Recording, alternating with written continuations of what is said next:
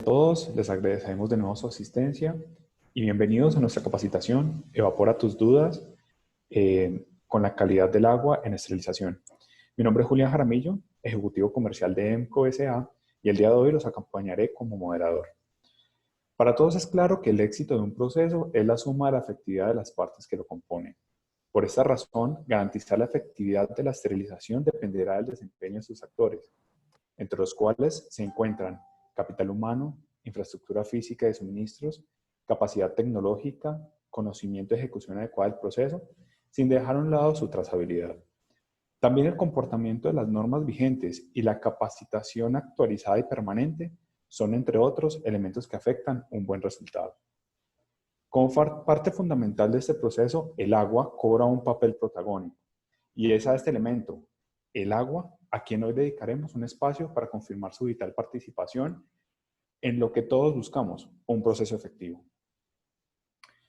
Hoy nos acompañan como oradores el señor Andrés Nieto, especialista de producto de Osmotech, con 25 años de experiencia en manejo del agua en procesos de esterilización, y el señor Milton Velázquez, especialista de operaciones técnicas de EMCO S.A., con 27 años de experiencia en equipos de centrales de esterilización. Teniendo en cuenta todo lo anterior, en esta capacitación trataremos los siguientes dos temas. Agua como suministro vital, dirigida por Andrés Nieto, y Evaporemos las dudas, dirigidas por Milton Velázquez. En cuanto a la participación de nuestros asistentes, se encontrarán silenciados los micrófonos, sin embargo, pueden presentar sus dudas al chat interno, los cuales serán resueltos al finalizar las ponencias. A cargo de nuestra plataforma Zoom estará encargada nuestra compañera Janet Villegas y en Facebook Live Rosa Suárez, quienes se encargarán de recopilar las dudas en estas dos plataformas. Los dejo con el señor Andrés Nieto y su ponencia Agua como suministro vital. Muy buenos días, Andrés, y bienvenido. Hola, muy buenos días. De antemano, muchas gracias por la invitación. Quisiera confirmar que pues haya buen sonido y que estemos como todos conectados para poder comenzar. Sí, Andrés, te escuchamos bien. Te escuchamos Listo. bien, Andrés. Ok, bueno, muy buenos días. De nuevo, mi nombre es Andrés Nieto. Tengo como profesión ingeniero mecánico y he tenido la fortuna de trabajar desde hace más de 25 años en el sector hospitalario, principalmente pues con todo lo que es el tema relacionado con tratamiento de agua en aplicaciones especiales, unidades renales, centrales de esterilización, entre otros. Vamos a comenzar entonces con la presentación para que demos inicio a la charla, donde iniciaremos con una breve introducción sobre unos conceptos básicos del agua y vamos a ir entrándonos más como en materia para hablar entonces sobre el agua como suministro vital en las centrales de esterilización. Comenzamos.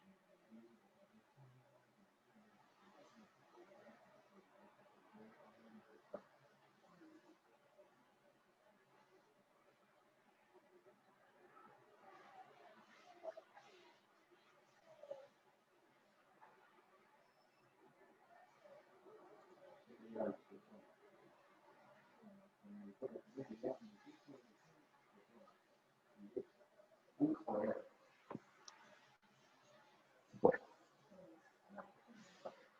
vamos entonces a tratar los siguientes temas. El agua y sus componentes, el agua en las instituciones de salud, el agua en las centrales de esterilización y una charlita breve sobre el agua en casa, para que todos tengamos como presente algunas generalidades y cosas a tener en cuenta con este suministro vital. Comenzamos como para entrar en materia a analizar un poco lo que, en qué consiste o cómo está conformada la molécula del agua. Como podemos observar, y como lo sabemos todos, el agua por su componente químico es H2O. Significa que tiene pues obviamente dos moléculas de hidrógeno y una molécula de oxígeno. Como ustedes pueden ver en la gráfica de la molécula en el lado izquierdo de la diapositiva, encontramos que hay una particularidad y es la carga electromagnética que tiene la molécula de agua. Encontramos que tenemos las dos moléculas de hidrógeno con una carga positiva y en las moléculas de oxígeno una carga negativa. Esto hace, digamos, tiene una particularidad debido a que por atracción electromagnética la molécula del agua, dependiendo del lugar donde se encuentra alojada o el lugar donde de donde esté su suministro, pues esta molécula va a empezar a traer partículas o iones, dependiendo de su carga, positivas o negativas, a su núcleo. Eso lo llamamos como sólidos disueltos o minerales disueltos o iones disueltos. ¿Qué significa? Que son pequeños iones de minerales que se encuentran en la molécula del agua. Ahí también vamos a encontrar en el agua los sólidos no solubles.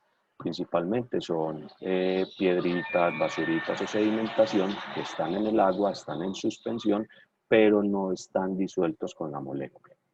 Adicionalmente, dependiendo de su origen, vamos a encontrar un contenido de microorganismos, virus y bacterias.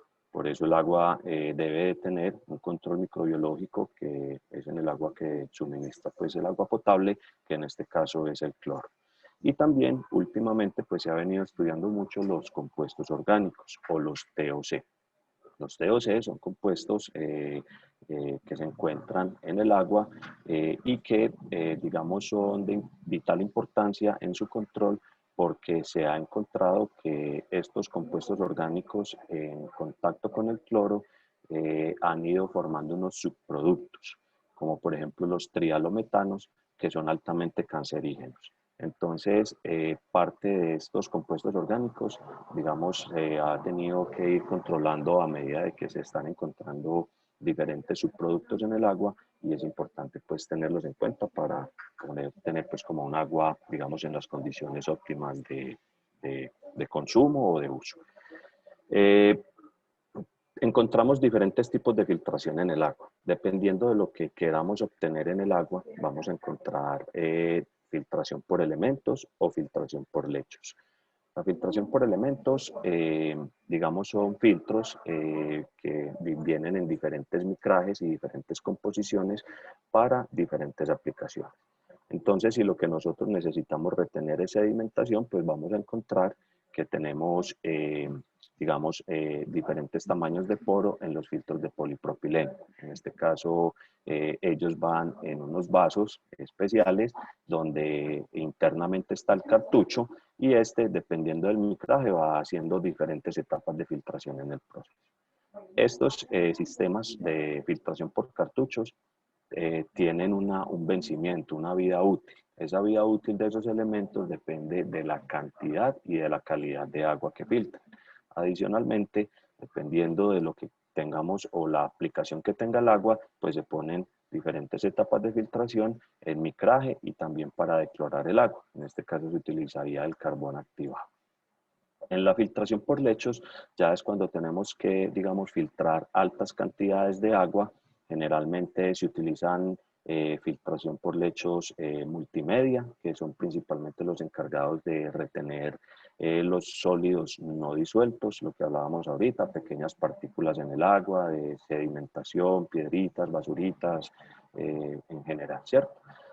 También encontramos los filtros de carbón activado por lechos, que su principal función va a ser la retención del cloro del agua. Adicionalmente, pues también reducen olores y sabores y algunos otros contaminantes del agua.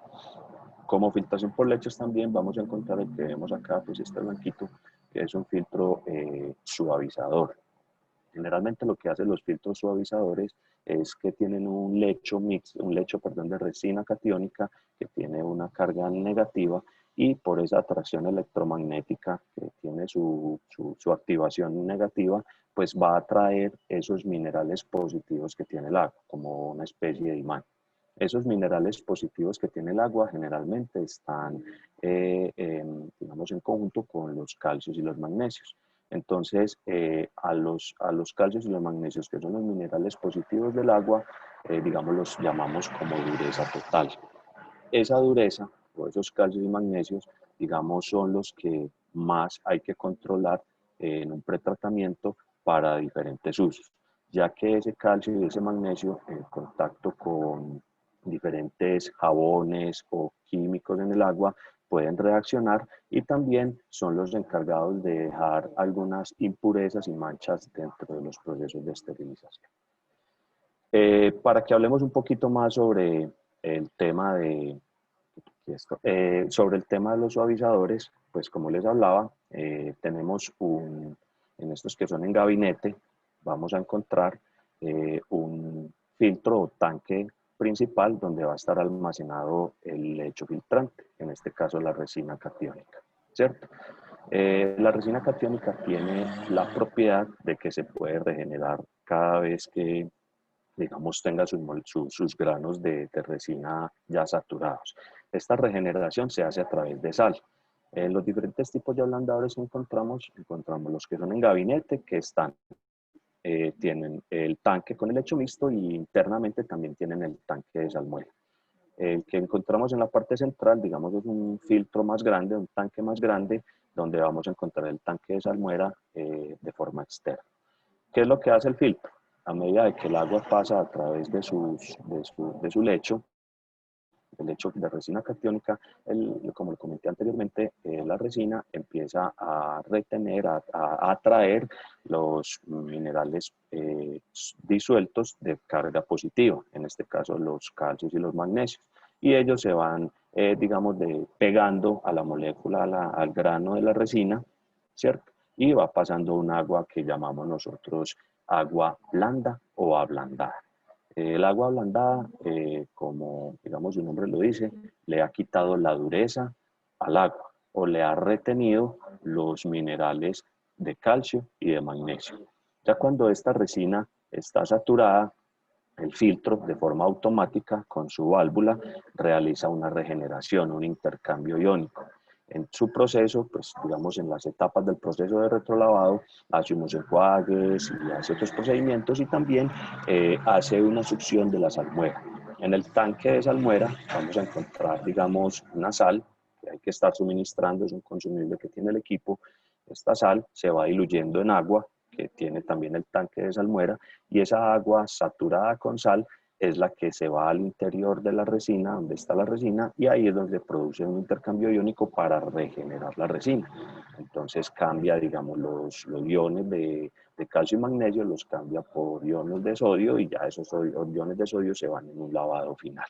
Con eso que conseguimos, pues obviamente tener un agua sin dureza, que es bien importante pues para los sistemas o los procesos de esterilización. Después de ese proceso de ablandamiento, que es muy recomendado desde el comienzo del proceso en la central de esterilización, desde el lavado del instrumental, es recomendado siempre tener un agua blanda, precisamente así sea lavado manual o lavado automático o termodesinfección. Es importante que el agua no tenga este contenido de minerales, principalmente por la contaminación que generan en el momento de que el agua se seca. Con eso encontramos de pronto que el instrumental se nos mancha, que tenemos algunos paquetes de pronto que presentan algunos signos de, digamos, de manchas también en su parte externa. Entonces, debido a esto, pues es importante tenerlo en cuenta desde el proceso mismo de recepción del material y su lavado correspondiente. Ya de ahí vamos a encontrar lo que es la ósmosis inversa. La ósmosis inversa trata el agua a nivel molecular. Es un sistema netamente físico. Lo que hace la ósmosis inversa, que es digamos, una membrana semipermeada, que al aplicar presión paso un agua concentrada en minerales a un agua menos concentrada. Estos minerales es importante retenerlos en el proceso previo a la esterilización, sobre todo con vapor, precisamente para evitar que esa agua con estos contaminantes, con estos iones disueltos, o con esta agua, digamos, que tiene, digamos, unos minerales que están incrustados en la molécula del agua, cuando el agua se evapora en la caldera del autoclave, pues obviamente los minerales se van a solidificar, se van a empezar a juntar, se van a poner digamos, se van a volver una costra dentro del calderín, y obviamente el vapor no va a presentar una calidad óptima para su buen funcionamiento dentro de la cámara de esterilización. Es muy importante la ósmosis inversa para las esterilizaciones a vapor, precisamente para evitar este tipo de inconvenientes. No cualquier ósmosis que encontramos en el mercado es la apropiada para los sistemas de esterilización. Hemos encontrado, digamos, en algunas instituciones que compran ósmosis de uso doméstico. Las ósmosis de uso doméstico, que son, digamos, muy apropiadas para el consumo, tienen unos post-filtros que mineralizan el agua. Digamos que cuando pasan por la membrana, esos minerales son retenidos, pero cuando pasan por esos postfiltros mineralizan el agua, digamos, para, obviamente, el consumo, ¿cierto? Entonces es muy importante asesorarse bien y verificar muy bien el tipo de ósmosis que cumpla con las condiciones, tanto de retención de minerales como de almacenamiento y distribución, principalmente porque cuando hablamos de las ósmosis inversas, las ósmosis producen un agua de una forma lenta, ¿cierto? Ellas no producen agua como si estuviéramos abriendo una canilla. Todas las ósmosis inversas tienen un tanque de almacenamiento. Esos tanques de almacenamiento, digamos, tienen diferentes capacidades según las condiciones de uso y de la necesidad del servicio. Es muy importante también tener en cuenta la calidad de agua de entrada. La calidad de agua de entrada es muy variable. Hoy puede ser una, mañana otra, podemos estar en la misma ciudad, en la misma zona incluso, y podemos encontrar diferentes parámetros físico-químicos en el agua de entrada. Por eso es muy importante tener una caracterización físico-química del agua para saber las condiciones y con ello poder diseñar un buen sistema de ósmosis que tenga una duración y que tenga, pues, obviamente que cumpla con el requerimiento del agua que se necesita. Entonces, a tener en cuenta, como les digo ya por experiencia, hemos encontrado incluso aquí en Medellín, pues todo el mundo dice que el agua de Medellín es muy buena, pero en diferentes zonas se han encontrado aguas muy sedimentadas o con altos porcentajes de cloro o con durezas, digamos, mucho más altas, principalmente debido a la fuente desde donde se obtiene y su trayectoria a través de los diferentes, digamos, tuberías, madres o distribuciones principales en las ciudades. Entonces, para poder determinar un buen sistema de tratamiento de agua para la central, primero tenemos que caracterizar el agua de entrada e identificar, pues obviamente, sus minerales que tiene disueltos. Generalmente esto se hace a través de mediciones de dureza, mediciones de conductividad o mediciones de TDS, de sólidos totales disueltos. Hay unos equipos en el mercado que sirven para medir de una forma muy fácil el sistema, incluso las ósmosis llevan su medidor de TDS para poder medir la cantidad de sólidos a la entrada y a la salida después del tratamiento del agua. Hablando de pronto de algunas generalidades sobre el agua, pues obviamente todos conocemos que el agua, su fórmula química es H2O. El agua oxigenada, que muchas veces nos preguntamos eso qué es simplemente la adición de otra molécula de oxígeno. Y el agua ozonizada, que ya es una adición de una tercera molécula de oxígeno. El diámetro de filtración, digamos, recomendado para nuestro país, que es lo que hemos encontrado a través de todas las experiencias que tenemos, va desde 100 micras a 5 micras. Cuando hablamos del poro, es el tamaño del poro en el filtro. Entonces, dependiendo de su uso, si tenemos un agua con mucha sedimentación, pues no le vamos a poner un filtro de entrada de 5 micras porque pues se nos va a saturar inmediatamente, ¿cierto? Ahí tendríamos que mirar de pronto otro tipo de micraje. Muchas veces pasa de que como uno coloca la filtración por escalas, por etapas, entonces uno, digamos, como pretratamiento coloca un filtro de 50 micras y después de ese filtro de 50 micras pasa por un filtro de 50 micras, de 10 micras, por ejemplo. Y resulta que el de 50 micras se ensucia demasiado, pero el de 10 micras no, y el de 5 micras también, que sería la tercera etapa, se ensucia demasiado. Entonces, es que el filtro de 10 micras no está funcionando. No es que no esté funcionando, sino que el agua tiene la particularidad de que tiene sólidos en suspensión o sólidos no disueltos muy grandes de 50 micras o muy pequeños que los alcanza a atrapar el de 5 micras. Entonces el de 10 micras se queda pues como que el agua pasa derecho sin hacer ninguna retención, ¿cierto? Ya de ahí pasamos pues al tema de la microfiltración, que esto ya es, digamos, para aplicaciones especiales. Generalmente la microfiltración la encontramos desde una micra. Esa sería la última etapa antes de entrar a la membrana de ósmosis inversa. La membrana de ósmosis inversa tiene un tamaño de poro de 0,0001 micras. Entonces, si nosotros no hacemos un buen pretratamiento del agua de entrada, pues vamos a saturar la membrana de una forma muy rápido. La membrana es un consumible, ella a medida de que va cumpliendo su función de retención de minerales, pues obviamente también se va deteriorando. Generalmente puede durar en promedio 1 año en una central de esterilización. Entonces es importante tener en cuenta de que los mantenimientos y el cambio de estos consumibles tienen que tener una periodicidad para que pues obviamente el sistema cumpla con sus condiciones de trabajo y pueda entregar un agua en óptimas condiciones. Y ahí vemos unas aplicaciones especiales que son filtros de barrera biológica que se utilizan mucho a nivel de laboratorio, la ultrafiltración que se utiliza para otros, digamos, otras aplicaciones, y ya que hablamos pues de la membrana de osmosis inversa. En el agua en las instituciones de salud, pues generalmente nosotros encontramos en los hospitales unos tanques de almacenamiento. Deben ser de paso, no deben ser de almacenamiento. Un agua almacenada, así se encuentre tapada, así se encuentre, digamos, sellada al ambiente, el agua va perdiendo propiedades a medida de que está almacenada.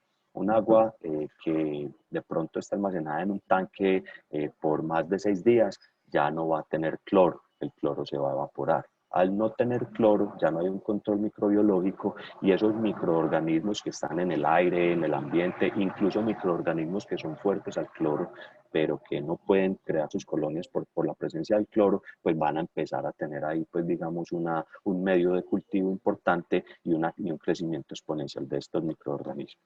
Entonces, la recomendación en el agua de los tanques de almacenamiento, en las centrales o en los sistemas de hidráulicos de los hospitales, es que el agua de acueducto debe de entrar a estos tanques de paso y un sistema de bombeo debe de estar suministrando el agua, digamos, a los diferentes puntos de uso. Tengo pues como por experiencia que algunas instituciones tienen aguas almacenadas hasta por 6 meses, digamos como contingencia. Ya a los 6 meses es un agua que no tiene ninguna condición, ni siquiera para un uso sanitario, ya que empiezan a presentar malos olores, empiezan a presentar altas cargas de sedimentación, sobre todo en los fondos de los tanques. Entonces eso implica, pues, digamos, un tratamiento adicional en caso de que tenga, pues, este tipo de sistema de tanques de almacenamiento y no de paso. Eso como recomendación. Generalmente las instituciones estos tanques los tienen de forma subterránea en los edificios o los tienen, digamos, en las partes altas de los edificios, en las azoteas, donde hay unos sistemas de presión y, digamos, es importante tener en cuenta.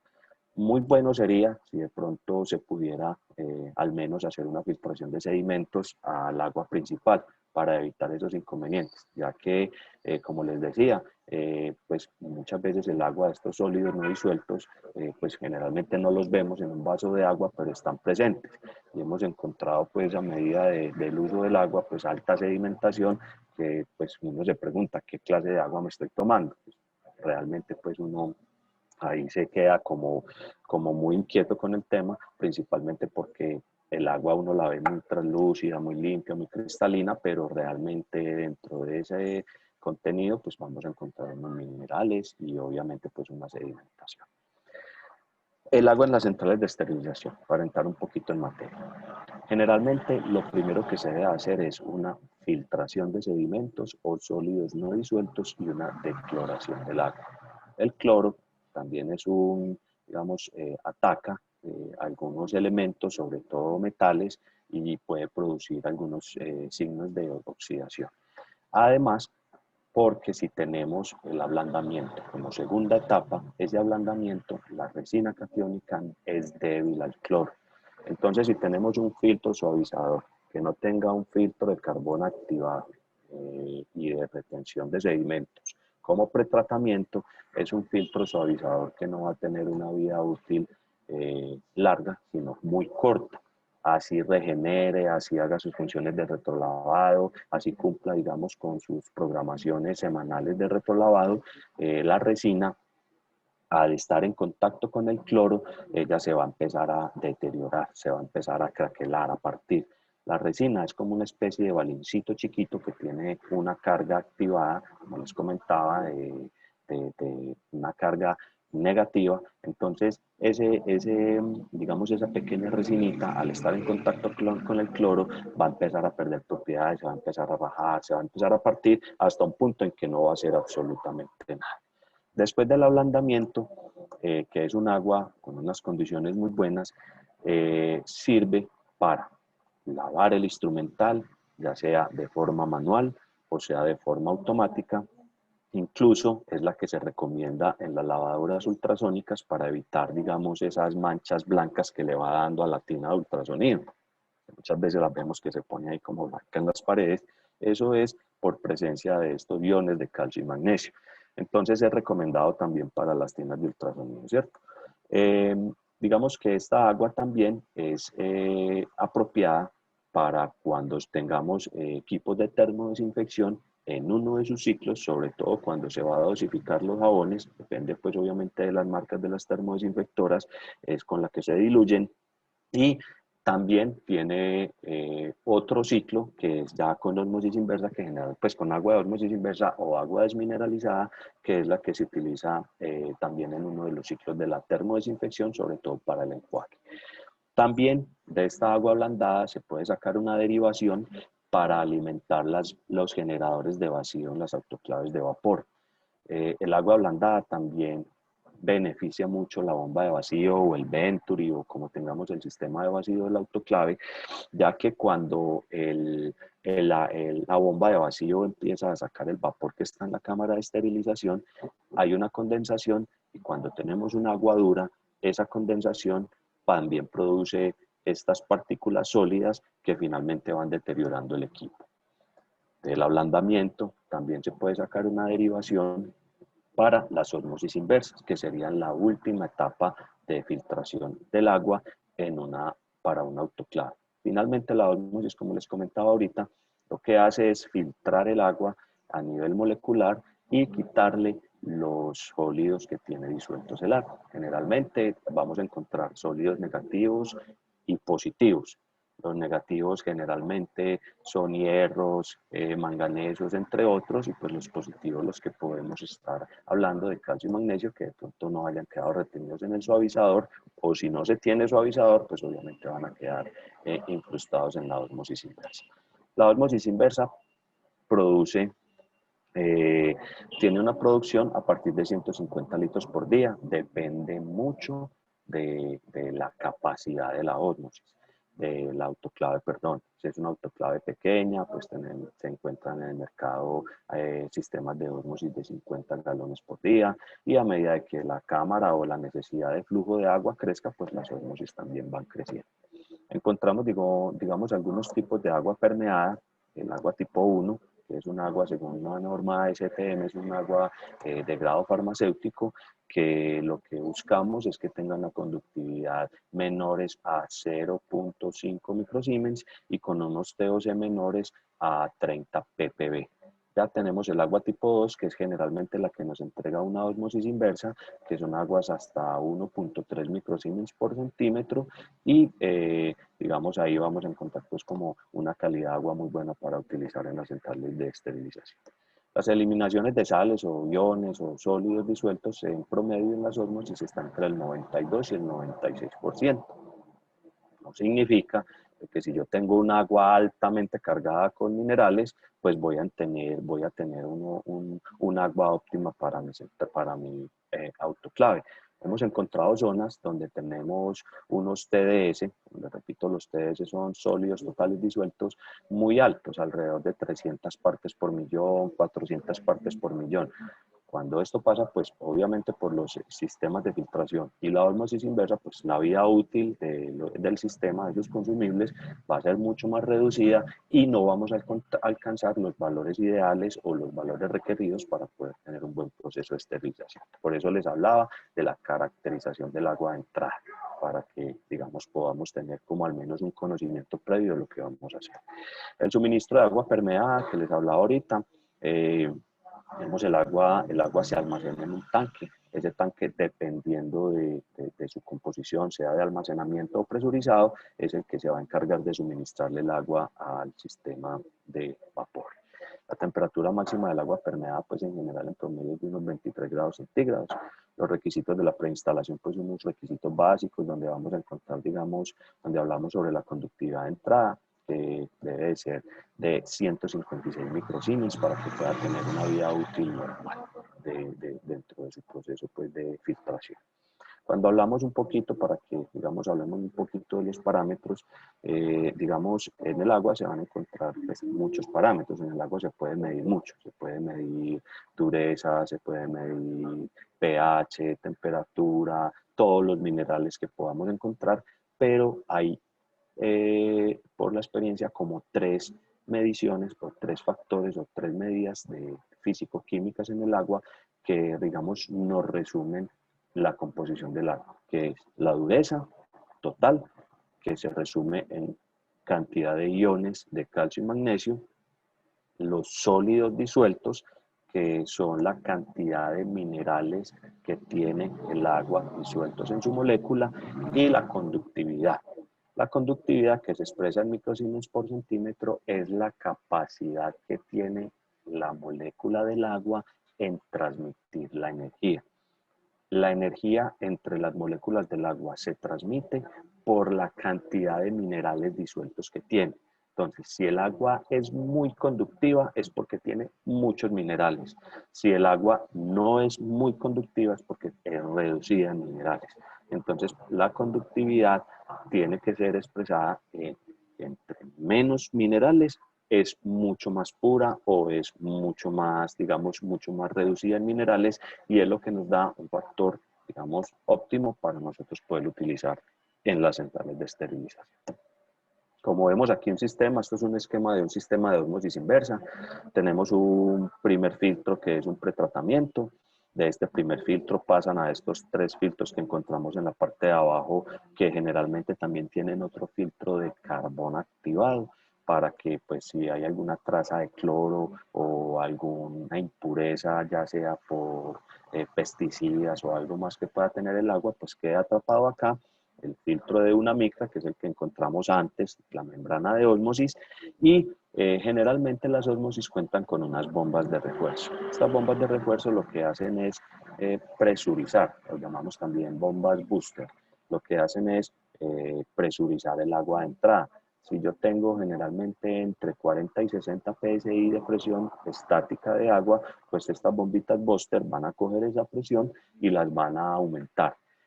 Entre más presión tenga la membrana, obviamente sin pasar sus límites superiores, la hace más eficiente. Por eso es importante tener esta bombita de refuerzo, dependiendo también pues de la aplicación. También, pues como vemos acá, encontramos en la parte superior las dos membranas de ósmosis inversa. Aquí lo vemos como 2 cartuchitos. Esos 2 cartuchitos es porque pues, simplemente se ve como un esquema de una ósmosis de 200 galones. También las ósmosis de las centrales deben de tener un monitor de TDS. Es muy importante este monitor porque es la forma de yo visualizar la calidad de agua que estoy obteniendo con mi sistema de ósmosis. Generalmente estos monitores de conductividad son duales, tienen digamos, dos sondas, una que se instala a la entrada del sistema y otra que se instala a la salida del agua desmineralizada.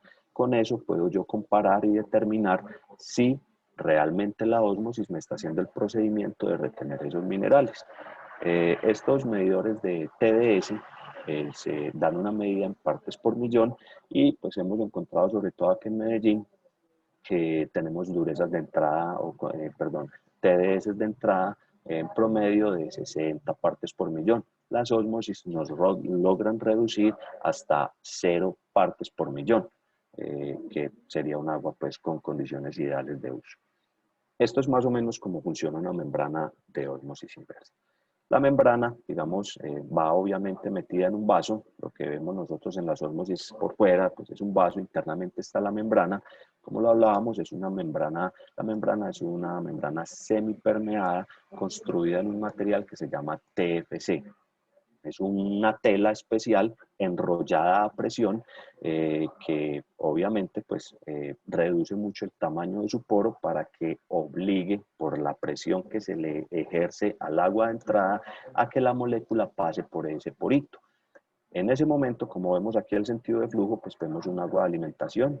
que entra por las paredes de la membrana y a medida de que va pasando por sus diferentes, digamos, composiciones dentro de la membrana, se va filtrando hacia el centro y vamos a encontrar siempre dos tipos de agua al final.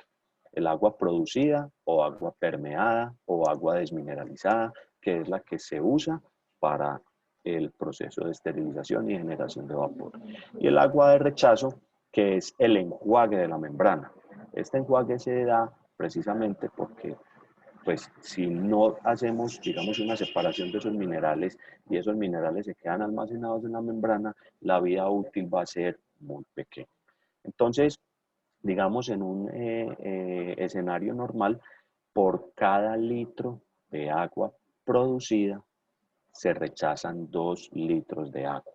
Esta agua de rechazo es un agua pues altamente cargada en minerales. Se puede reutilizar en otros procesos dentro de la central o dentro de la misma unidad hospitalaria. Hemos desarrollado proyectos pues para reutilizar agua. ¿Listo?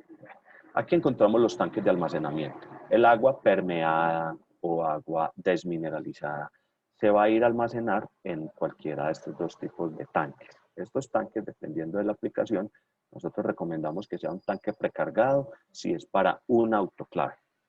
Pero si en la central tenemos 2 autoclaves, 3 autoclaves o un autoclave y una termodesinfectora, no es recomendado el tanque precargado. Es mejor colocar un tanque de almacenamiento que es de paso y al tanque de almacenamiento pues se le instala un sistema de suministro por demanda, una bomba con unas características especiales que lo que hace es succionar el agua del tanque y mantener una presión constante en la red. Tampoco se recomienda instalar un tanque precargado en sistemas de autoclaves donde el tanque no esté cerca al autoclave. Si el tanque está retirado a más de 3 metros o está por debajo en un piso inferior, este tanque pues obviamente internamente lo que tiene es un diafragma cargado con aire que impulsa el agua cuando hay, digamos, un consumo.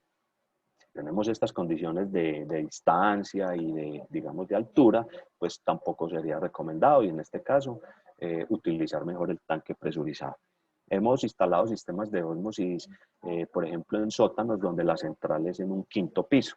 Entonces, pues obviamente son unas bombas diseñadas para poder llevar e impulsar el agua a esa altura y mantener una presión constante. Es muy importante tener en cuenta los materiales con los que se está trabajando esta agua desmineralizada. El agua es el solvente universal, el agua diluye todo. Entonces, si nosotros no tenemos unos materiales específicos, pues vamos a dañar el agua. Ejemplo, tengo la distribución del agua con tubería galvanizada. Grave, porque la tubería galvanizada es un acero al carbón que va a soltar demasiado iones de hierro que finalmente van a deteriorar completamente el agua, ¿cierto? Entonces es importante tener esto en cuenta. Estos son los tipos de bomba que de pronto podemos encontrar para los sistemas de ósmosis, encontrando pues la bomba de refuerzo o bomba booster, que es la que se encarga de presurizar el agua de entrada para aumentar la presión osmótica o la presión que está dentro de la membrana de ósmosis y con eso logramos una eficiencia pues para que haya la producción que está pues como en el estándar, ¿cierto?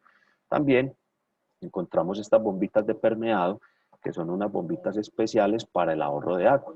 Esta bombita lo que hace es recibir el agua permeada y el agua concentrada y aumentar, digamos, el proceso de producción dentro de la membrana.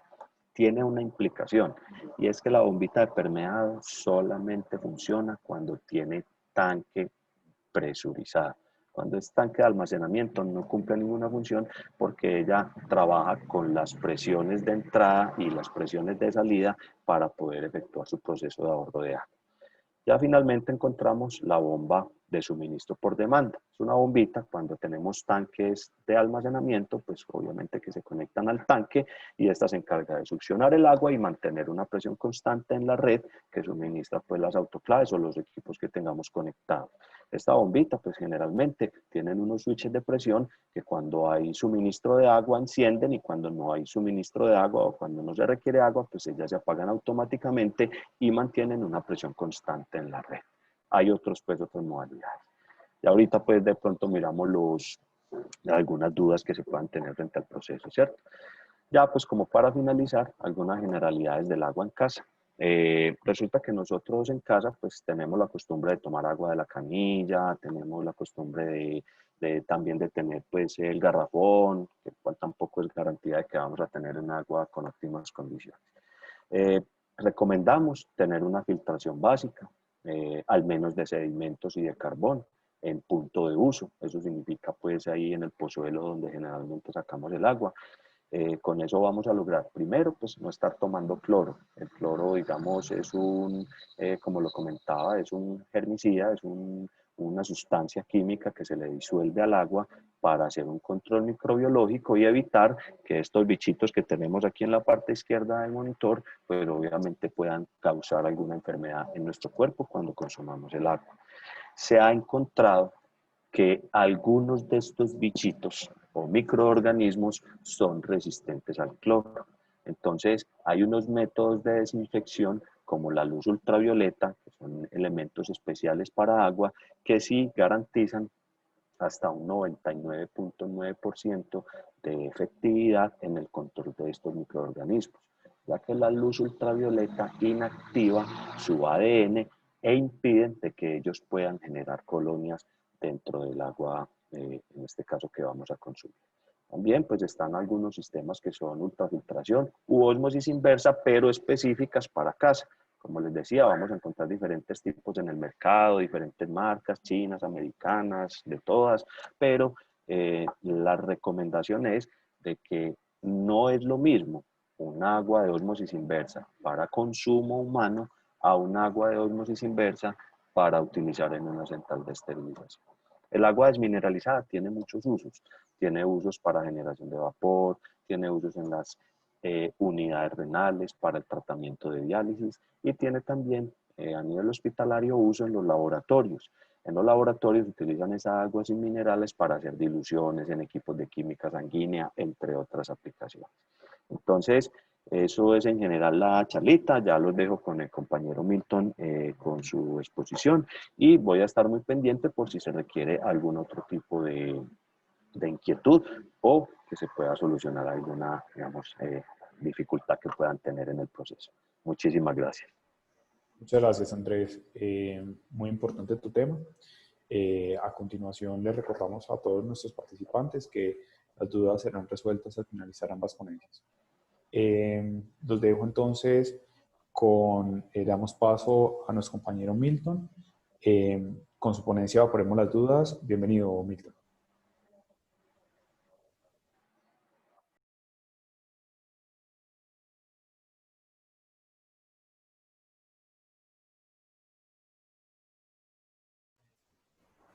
Milton, ¿nos escuchas? Dame un segundito, ya comparto pantalla.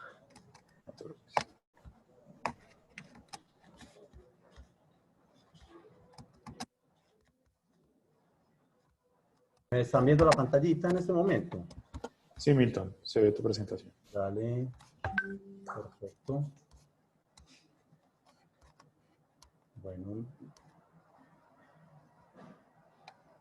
Bueno, como el tema lo dice, evaporemos las dudas, vamos a conversar sobre el agua, lo inofensiva que es el agua potable.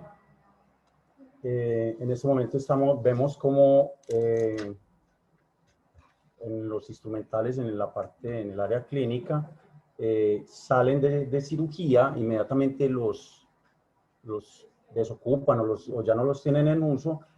Toca hacerle una reducción de carga biológica y en muchas ocasiones se hace con agua y con detergentes enzimáticos para continuar hacia los diferentes tipos de lavados, para el lavado automático o manual en su defecto, y luego pues ya se va a utilizar el agua como un agente esterilizante.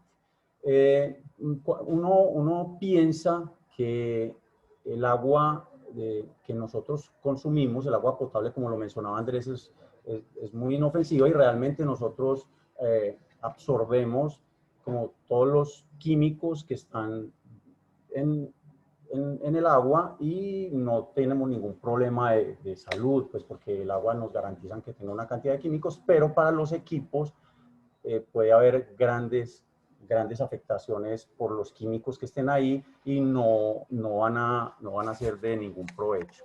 Entonces, ¿qué pasa? Cuando se hace la reducción de carga biológica, como en muchas instituciones utilizan espuma, pues no en todos los casos van a hacer la reducción con el detergente enzimático y con agua, pero cuando llega la central de esterilización al área sucia, al área de lavado, se puede hacer manual o se puede hacer automático, dependiendo de qué tan dotada esté la institución o no, y pueden haber 3 pasos en los sistemas de lavado. Entonces, cuando es manual lo hacen con cepillo y uno dice, bueno, el agua está saliendo de una llave y no tiene que ser muy tratado. Y realmente eso cuántas veces se hace muchísimas veces. Lo ideal sería que así se hiciera manual, el agua tuviese mínimo un tratamiento de filtrado o estar ablandada, como les mencionaba Andrés, pues no necesariamente agua osmótica. Y ya para los equipos, cuando estamos hablando de equipos con esterilizadores, pues sí tiene que ser, como es un agente esterilizante, sí tiene que ser tratada con sistemas osmóticos o con un muy buen tratamiento de aguas. ¿Qué pasa? El agua dura es un suministro sin ningún tipo de tratamiento, como nosotros la tomamos, o en muchos casos, como lo mencionaba Andrés, cuando se toma de los tanques que tienen en las instituciones, que por norma, en instituciones donde tengan áreas de cirugía y de cuidado intensivo y demás, tienen que tener agua para abastecer por lo menos 24 horas por si hay algún corte. Entonces muchas veces toman esa agua que está almacenada para los equipos y es un agua que va a estar depositada con muchas cantidades de sólidos. Entonces un suministro sin tratamiento es muy complejo y nos trae muchos problemas tanto para los equipos, para el instrumental y para nuestro cliente final, que es el paciente en temas de salud o en las instituciones de salud. Cuando hablamos de la generación de vapor como tal, en la generación de vapor podemos tener temperatura o tenemos temperatura y hay partículas que no son solubles, entonces la temperatura más las partículas no solubles, las que mencionaba Andrés, el hierro, el calcio y demás, más el tiempo, causan cambios que son físicos visibles, manchas, ya vamos a ver algunas diapositivas o algunas fotos donde se muestra pues como este tema.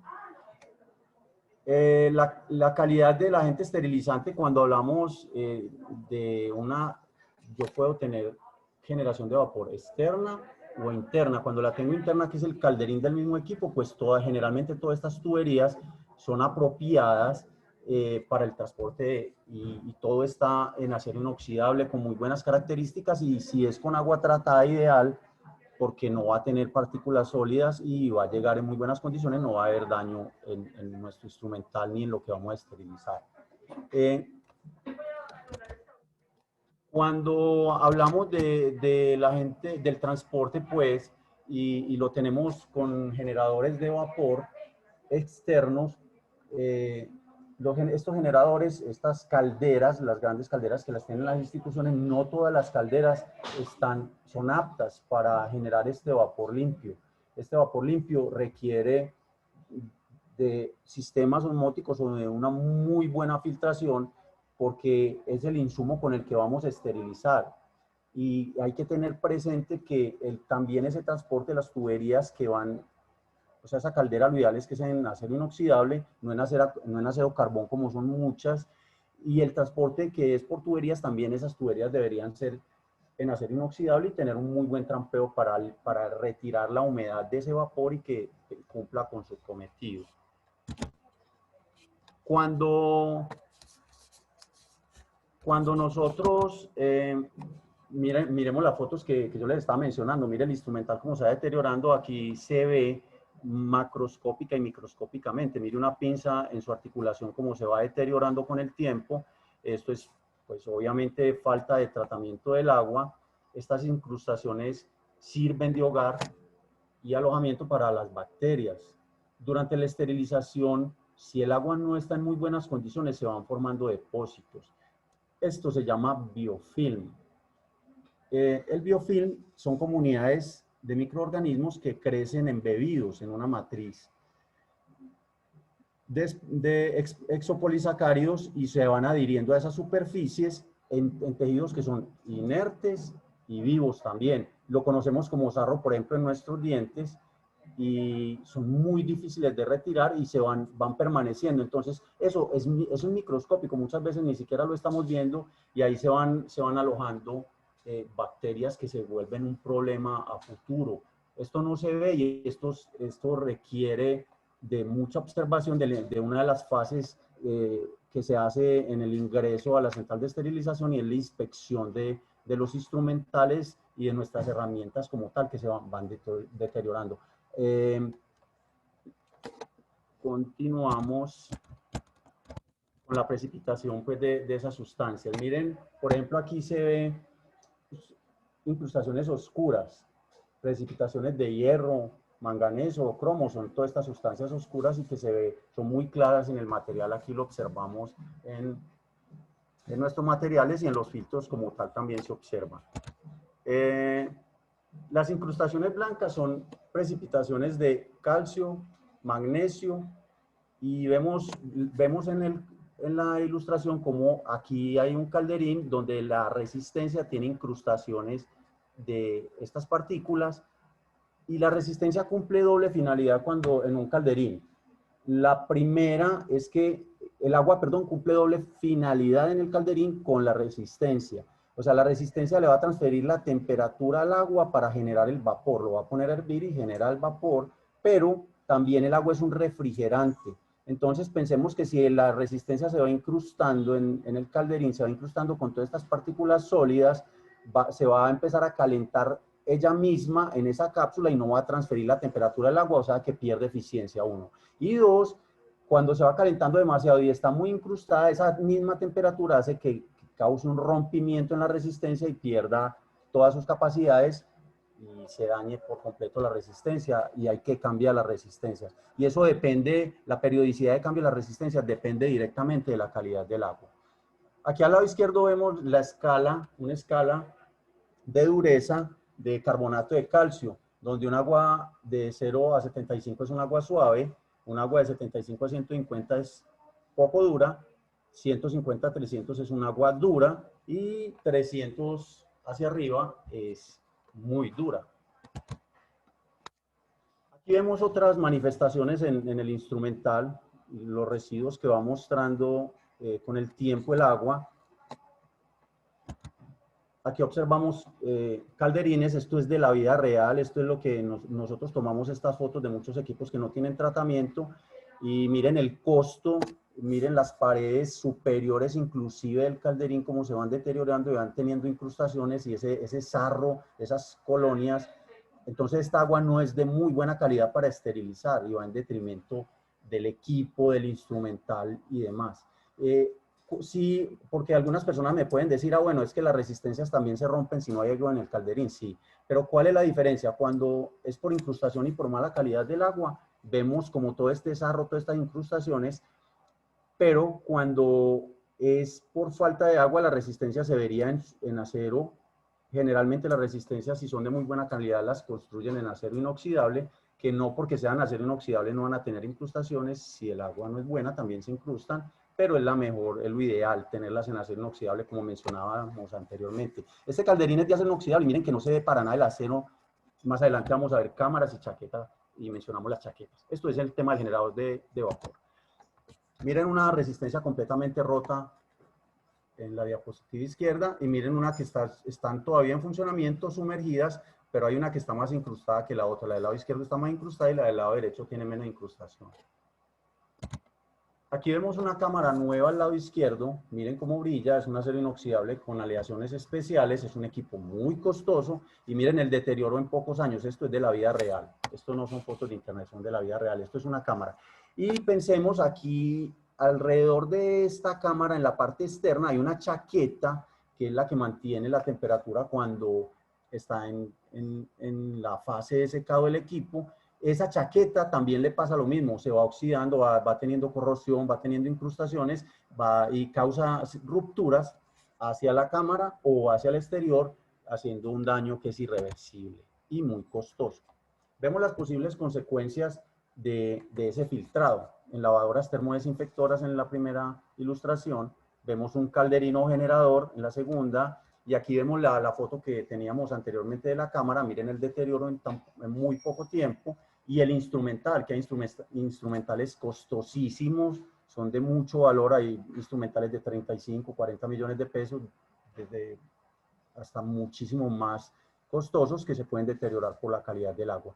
Y finalmente el deterioro y las infecciones que se pueden causar o que pueden haber en nuestros pacientes, causadas, que es nuestro cliente final y al que más tenemos que cuidar en el área clínica. Nuestro cliente final es el paciente finalmente.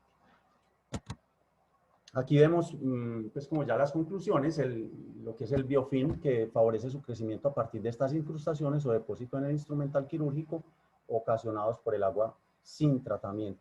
Esa es una fotografía microscópica. Vemos ya a simple vista lo que es macroscópico, que son los dispositivos, cómo la vida útil se va mermando y los equipos y los instrumentales se ven afectados por completo. Esto es un alto costo en muy poco tiempo. Muchos equipos ni siquiera alcanzan a durar la vida útil, se dañan sabiendo que pueden durar muchísimo tiempo si tienen un buen tratamiento de agua. No tratar el agua pues en condiciones óptimas en una central de esterilización genera muchos reprocesos, la inoportunidad y en la prestación del servicio. Y el tratamiento de agua requiere una evaluación previa, o sea, es muy importante hacer una evaluación previa, como lo mencionaba Andrés, ojalá una evaluación de laboratorio, saber en qué condiciones tenemos el agua como tal para poder hacer un tratamiento adecuado con filtrado, ablandadores y con sistemas de ósmosis si es necesario. Siempre hay que trabajar con agua tratada para asegurar la eficacia del proceso y proteger el equipo, el instrumental y el paciente. Muchas gracias. Ahora sí, preguntas. Milton, muchas gracias por tu participación. Yo creo que damos espacio a las preguntas que teníamos tanto en Facebook Live como en el interno en Zoom. Yo aquí tengo una pregunta que nos hace Sandra Oquendo. Dice, muy buenos días. ¿Es necesario hacer la medida de cuáles parámetros diarios en los hospitales? ¿Me podrían compartir el nombre de la normatividad que regule esto, por favor? ¿Me la Listo. A ver, ¿la vas a responder, Andrés? Sí.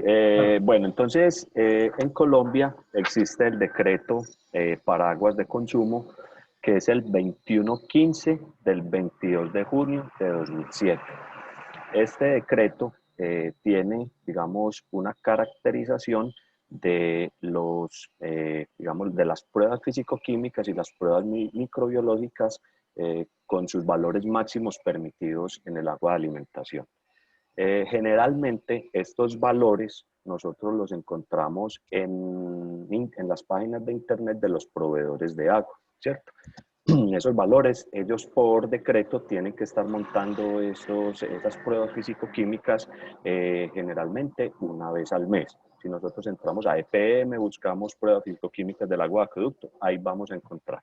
Entonces, digamos, este decreto es un decreto laxo, un decreto que permite altos minerales, porque pues, obviamente es para el consumo, pero lo ideal es que nosotros en las instituciones de salud mínimamente podamos medir la dureza y la conductividad del agua, que son los dos parámetros que nos indican la cantidad de sólidos disueltos y de minerales positivos como la dureza que se puedan encontrar en el agua.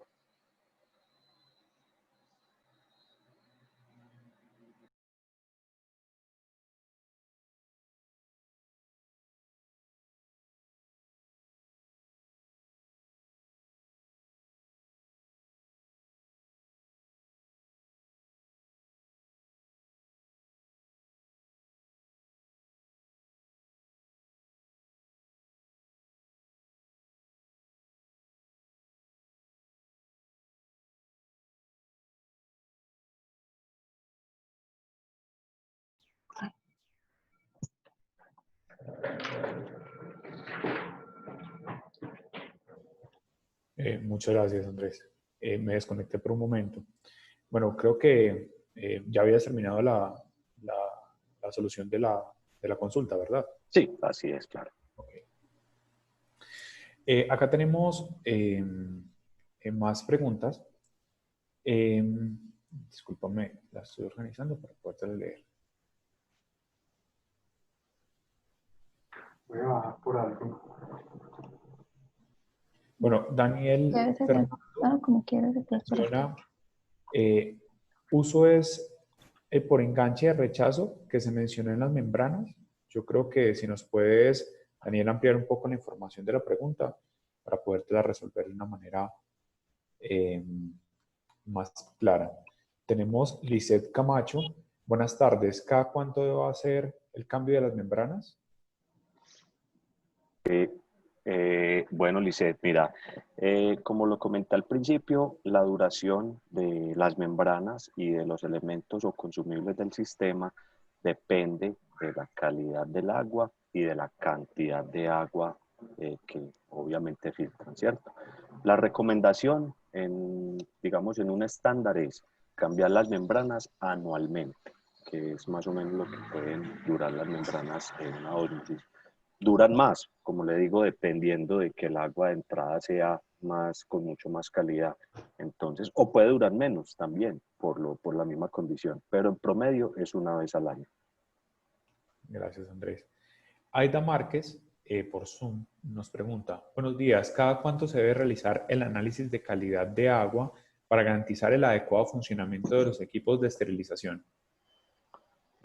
Bueno, gracias por la pregunta. Los sistemas de ósmosis inversa es clave que tengan el monitor de TDS. Ese monitor es un monitor que viene en el equipo y es una inspección visual que se puede realizar una vez a la semana. El equipo es simplemente pues encenderlo y mirar las dos mediciones que nos entrega el equipo para poder determinar que el sistema está trabajando en óptimas condiciones. Entonces es un elemento importantísimo en el sistema de ósmosis inversa para poder determinar esa calidad y decir, pues, o decidir si requiere algún mantenimiento correctivo en caso de que esté por fuera pues, del parámetro. Gracias, Andrés. Daniel nos amplió la consulta y nos aclara que su pregunta es, ¿cuál es el porcentaje de rechazo que se mencionó en las membranas? Cuando mencionaste la producción de agua en el sistema de ósmosis, que por cada tantos litros de generación de agua tratada iba a haber un desperdicio de tanto, o bueno, o una purga de tanto por ciento de agua. Sí, como les comentaba, las membranas, lo que hace una membrana de ósmosis inversa es hacer una separación de agua, de un agua permeada o desmineralizada y de un agua concentrada. Esta agua concentrada, generalmente, pues en la mayoría de las instituciones, va al drenaje. Es un agua que se puede reutilizar en muchas cosas dentro de una institución. Inclusive se puede reutilizar como un proceso de recirculación en el mismo sistema. Generalmente, depende pues obviamente también mucho del tipo de membrana, por cada litro de agua que se produzca, de agua desmineralizada o permeada, son 2 litros de agua de rechazo. Esto, digamos, es como un estándar en la membrana, pero en la aplicación normal puede estar más o menos entre por un litro producido, más o menos pueden llegar a ser hasta 600 mililitros de agua que va al rechazo. Ese depende mucho del tipo de restricción que pongamos en el sistema. Por eso les hablaba de que no nos podemos confiar de que cualquier ósmosis es aplicada a la central de esterilización. Generalmente lo que nosotros buscamos en las ósmosis inversas de las centrales es alta retención de sedimentos y obviamente minimizar el agua que va al rechazo.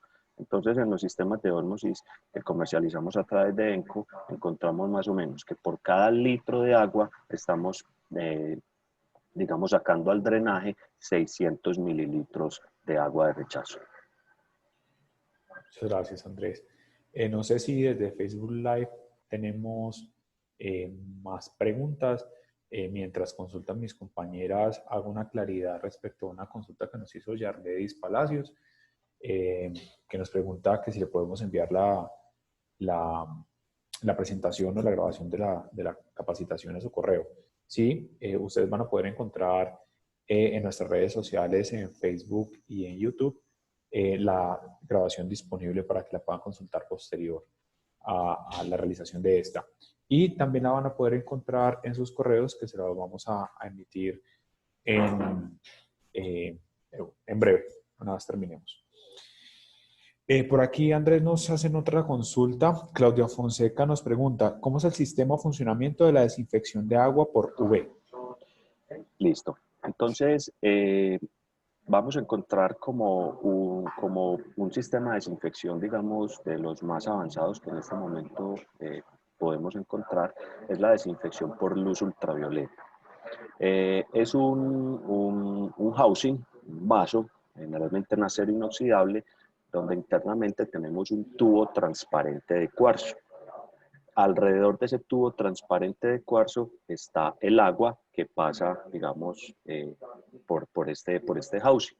Dentro de ese tubo de cuarzo, que es transparente, va una luz de emisión de luz ultravioleta. Una lámpara, perdón, de emisión de luz ultravioleta. Esta lámpara tiene una longitud de onda específica para que produzca en los microorganismos la descomposición de su ADN. Entonces eso impide de que estos microorganismos se puedan, digamos, regenerar o se puedan aumentar como colonias dentro del agua. Métodos de desinfección en el agua, pues encontramos el más común, que es el cloro, que obviamente, como se los comenté, pues es el que tenemos, digamos, en una proporción entre 0.4 partes por millón y 2 partes por millón, que ya es un agua pues muy clorada, lo que impide esa creación de esos microorganismos, ¿cierto? Que ellos vivan en el agua. Pero hay microorganismos que son fuertes al cloro. El Escherichia coli, creo que es uno, y por ahí hay otro, el Cisporodium, que no recuerdo pues bien cuáles otros, y se ha encontrado que la única forma de inactivarlos, porque la lámpara ultravioleta no es germicida, ellos no los matan, los inactiva, les rompe su cadena de ADN e impide de que ellos puedan, digamos, poderse pues crear pues o nacer bastantes pues como una colonia, ¿cierto? Entonces, lo que hace la luz ultravioleta es una emisión de luz ultravioleta con una longitud de onda específica para ese fin de control microbiológico. Perfecto, Andrés, muchas gracias. Tenemos otras tres consultas generadas por Víctor Gómez, dirigidas al ingeniero Andrés.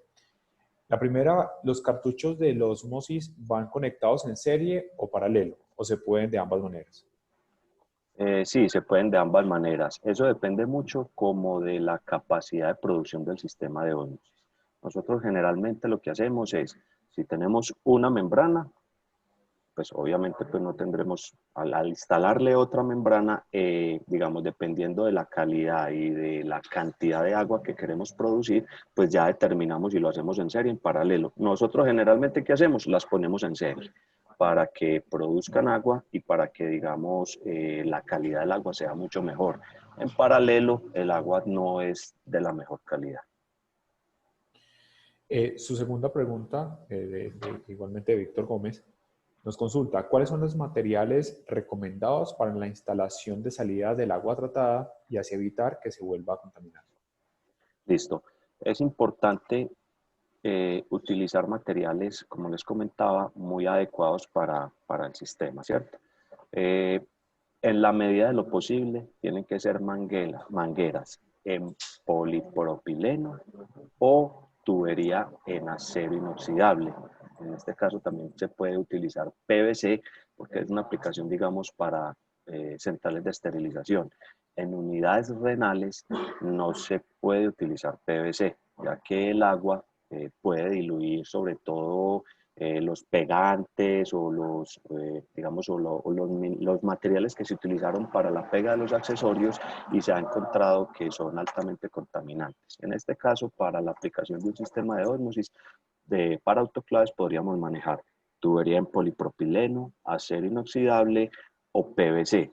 Importante, no utilizar ni galvanizada ni mucho menos tubería de cobre.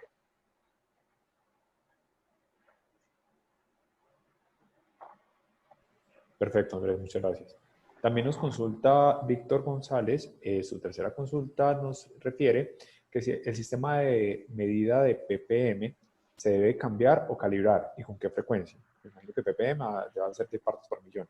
Sí, o sea, realmente ppm es una magnitud. Lo que se mide son los TDS, que significan sólidos totales disueltos, o sea, minerales totales disueltos en el agua, y se mide en ppm, partes por millón.